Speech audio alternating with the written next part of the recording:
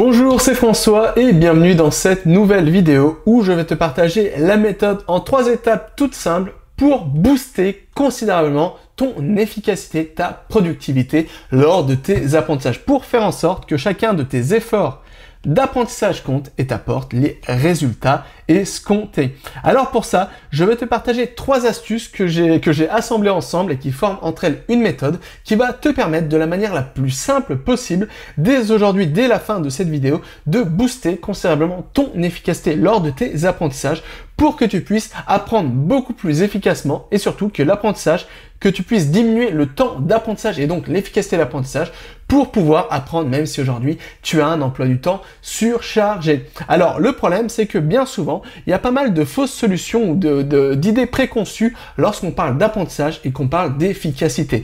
Par exemple, on pense bien souvent que plus on va travailler, plus on va avoir de résultats. Ça veut dire que plus on va passer du temps à apprendre, à plancher sur ses cours, ses leçons, n'importe quoi, plus on aura de résultats. Mais malheureusement, ça, on l'a vu dans le mini-cours précédent, ça ne fonctionne pas. Pourquoi? Parce que très rapidement, quand tu vas travailler, tu vas saturer ta mémoire, ton niveau de concentration, et finalement, tu vas avoir une courbe d'apprentissage qui sera un peu comme ça, et ça veut dire que tu vas passer la plupart de ton temps avec un niveau de concentration et d'efficacité qui va être très bas. En d'autres mots, ça veut dire que tout simplement tout ce que tu vas apprendre, ça va rentrer par une oreille et ça va sortir directement par l'autre. Et c'est pourquoi tu auras très peu de résultats. Et c'est pourquoi ça ne sert à rien de vouloir travailler plus ou d'apprendre plus en espérant avoir plus de résultats, parce que ça ne fonctionne pas comme ça. Au contraire, il faut apprendre intelligemment, et c'est vraiment ça la solution, la clé qui va te permettre d'avoir plus de résultats.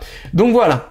Alors pour ça, désormais qu'on a vu quel était le problème principal et pourquoi ça ne donnait pas de résultats, j'aimerais te proposer une petite méthode en 3 étapes toutes simples qui va te permettre tout simplement de booster ton niveau, ton efficacité lors de tes apprentissages et te permettre donc de travailler beaucoup moins tout en ayant beaucoup plus de résultats, ou plutôt d'apprendre beaucoup moins tout en ayant beaucoup plus de résultats. Pourquoi? Parce que tu auras boosté ton niveau de productivité et ton niveau d'efficacité. Alors le premier point, c'est tout simplement de créer un sanctuaire de l'apprentissage. C'est quoi un sanctuaire de l'apprentissage? C'est tout simplement un lieu, un endroit, on va appeler ça un lieu, dans lequel tu vas travailler et apprendre constamment. Un lieu qui sera dédié seulement à l'apprentissage. Ça veut dire que l'erreur que font la plupart des apprenants, c'est qu'ils n'ont pas vraiment un lieu précis pour apprendre. Ça veut dire qu'ils ont un endroit où ils font absolument tout. Par exemple, ça peut être, je sais pas, le canapé, ils apprennent, ils se divertissent, ils regardent la télé, ils lisent, etc. Et ça veut dire que, en fait, c'est beaucoup plus dangereux que ça. Pourquoi? Parce que quand on effectue une activité d'une manière répétée, dans un lieu précis, on crée une habitude qui est déclenchée, qui sera déclenchée par ce lieu. Alors ça veut dire quoi d'une manière beaucoup plus simple? Ça veut dire que par exemple, si tu as pris l'habitude de t'allonger sur ton canapé, donc je vais essayer de te dessiner, on va imaginer que ça c'est un canapé, tu as vu mes talents de dessinateur, et par exemple toi tu as peut-être pris l'habitude de t'allonger sur ton canapé et tout simplement de checker, je sais pas, Instagram ou de checker ton smartphone. Si tu fais ça plusieurs fois, tous les jours, inconsciemment, tu vas créer l'habitude d'associer Instagram, par exemple, les réseaux sociaux, avec ton canapé. Ça veut dire qu'à chaque fois que tu vas t'asseoir sur ton canapé, ou t'allonger sur ton canapé, le canapé sera ce que les anglophones appellent le trigger, l'élément déclencheur, le déclencheur, qui va te rappeler, je m'assois sur le canapé, donc je dois checker tout simplement mon feed Instagram ou prendre mon téléphone. Et inconsciemment, tu vas créer des associations, des habitudes qui seront déclenchées par des lieux précis. Et c'est pourquoi c'est un danger lors des apprentissages. Pourquoi? Parce que tout simplement, par exemple, si tu prends l'habitude, si tu as un lieu précis qui va te servir à faire plusieurs choses, peut-être à lire, à regarder, je sais pas, Netflix, je sais pas, regarder ton téléphone, etc. Ce lieu sera l'élément déclencheur qui va te dire je suis dans ce lieu, donc je vais me divertir. Et c'est ça le danger avec l'apprentissage. Et c'est pourquoi tu ne dois pas avoir un lieu que tu vas utiliser par exemple pour te divertir. Tu dois séparer les lieux qui te servent de divertissement et au contraire créer un lieu qui va être un lieu dédié à l'apprentissage. Pourquoi? Parce que on va tourner ce phénomène à son avantage. On avait vu qu'un lieu devenait rapidement un élément déclencheur pour déclencher une habitude. Et ça veut dire que si tu dédies un lieu à l'apprentissage, à chaque fois que tu vas te trouver dans ce lieu, que tu vas t'asseoir par exemple à ton bureau, etc., et bah ça sera l'élément déclencheur qui va te dire tout simplement, aujourd'hui, je suis à mon bureau, je suis assis à mon bureau, donc je vais tout simplement apprendre. Ça va être le lieu, ça va être l'élément déclencheur qui va te dire tout simplement, aujourd'hui, je suis assis là, donc je vais apprendre. Ça a l'air compliqué comme ça, mais c'est extrêmement simple. La règle d'or, c'est la première étape, donc tu le sais désormais, te construire un sanctuaire de l'apprentissage, c'est-à-dire un lieu qui va être dédié à l'apprentissage et seulement à l'apprentissage. Donc ça peut être un bureau, ça peut être une pièce précise si tu vis dans une maison, mais ça peut être tout simplement, par exemple, si tu es étudiant, comme beaucoup d'étudiants, tu as peut-être seulement un studio, une seule chambre, ça peut être tout simplement un coin dans ta chambre d'étudiant qui va te servir tout simplement, qui va être dédié tout simplement à l'apprentissage et uniquement à l'apprentissage. Donc ça, c'est la première étape, te dédier un lieu qui sera uniquement dédié, je me répète, mais à l'apprentissage. La deuxième chose, c'est tout simplement utiliser de la musique.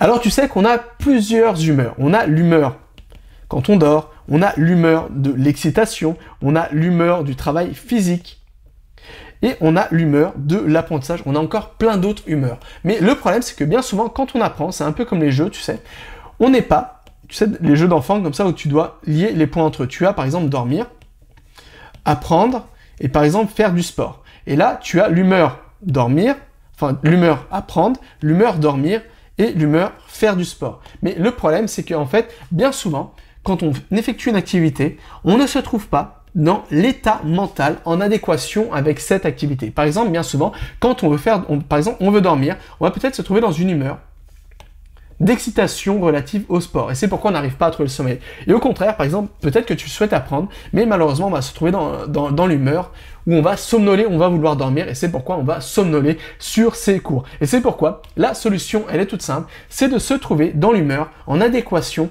avec l'activité qu'on souhaite effectuer. Et l'activité qu'on souhaite effectuer, nous, c'est apprendre, c'est-à-dire que être dans l'état mental, dans l'humeur apprendre quand on souhaite apprendre, être dans l'état mental l'humeur dormir quand on souhaite dormir, et tu l'auras deviné, être dans l'état mental excitation physique, etc. quand on souhaite effectuer des activités physiques comme du sport. Alors, il y a plein de choses qui permettent de faire ça, comme la méditation, etc. Mais la chose la plus simple et la chose qui s'adapte le mieux pour l'apprentissage, eh ben, c'est tout simplement de mettre de la musique. Alors, attention, il y a quelques règles d'or à respecter. Moi, par exemple, quand j'étudie, quand je travaille, etc., j'ai toujours de la musique de fond, mais cette musique, j'essaie de ne pas avoir de paroles. Pourquoi? Ou tout simplement, ou pas avoir de paroles que je puisse comprendre. Par exemple, comme je parle le russe, anglais, etc., et d'autres langues, eh ben, je vais essayer de pas mettre je vais pas mettre une musique dans une langue que je connais. Pourquoi? Parce que ça va faire que je vais être déconcentré, parce que je vais commencer à écouter les paroles, etc. et ça va me déconcentrer. C'est pourquoi, la plupart du temps, soit j'écoute de la musique d'ambiance, comme la musique de méditation, etc. ou tout simplement de la musique des BO, comme ça, des bandes originales de films, parce que bien souvent, tu n'as pas de paroles, et ça permet de rentrer dans un état mental inspirant, et très rapidement, ça permet de rentrer dans une humeur du travail. Donc ça, c'est pour la troisième astuce, et je vais te partager, enfin, la deuxième astuce plutôt, et je vais te partager la troisième astuce, c'est tout simplement, et ça, c'est une astuce qu'on a déjà vue dans le mini-cours précédent, c'est tout simplement faire des pauses. On a vu qu'on pouvait saturer très rapidement son niveau de concentration et donc son niveau d'efficacité. Parce que s'il n'y a pas de concentration, si tu n'es pas concentré sur la chose que tu sais d'apprendre, et bah tout simplement cette chose, ça va rentrer par une oreille et ça va sortir directement par l'autre. Et c'est pourquoi la solution la plus simple, je peux m'attarder là-dessus parce que c'était le sujet du mini-cours précédent, c'est de faire une pause. Parce qu'on avait vu qu'au début de la séance d'apprentissage, on avait un niveau de concentration qui était élevé, et à la fin de l'apprentissage, on avait là aussi un niveau de concentration et d'efficacité qui était élevé, mais le problème c'est que la plupart du temps, on passe la plupart du temps de notre apprentissage avec un niveau de concentration et d'efficacité qui était faible. Mais on a vu que le simple fait de faire des pauses, ça permettait